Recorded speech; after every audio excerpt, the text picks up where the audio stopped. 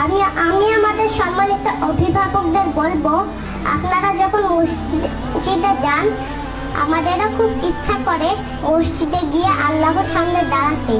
আমরা একটু দুষ্টুমি করি বলে আপনাদের মধ্যে অনেকেই আমাদেরকে মসজিদে নিয়ে যেতে চান না। কিন্তু এখন থেকে যদি আমাদের মসজিদে যাওয়ার অভ্যাস গড়ে না ওঠে, তাহলে কিভাবে আমরা একজন সাচ্চা নামাজি হব? তাই আপনারা যখন মসজিদে যাবেন, আমাদেরকেও সঙ্গে নিয়ে যাবেন। আল্লাহ তাআলা আমাদের লালন পালনের দায়িত্ব আপনাদের উপরেই ন্যস্ত করেছেন। আপনারা যেভাবে আমাদের গড়ে তুলবেন, আমরা সেভাবেই গড়ে উঠব। আমরা শিশুরা কিন্তু আল্লাহর পথেই চলতে চাই। তাই শুধু শাসন নয়, আদর দিয়ে, ভালোবাসা দিয়ে এবং একটা সুন্দর পরিবেশ দিয়ে আমাদেরকে আল্লাহর পথে পরিচালিত করুন। আমার জন্য দোয়া করবেন।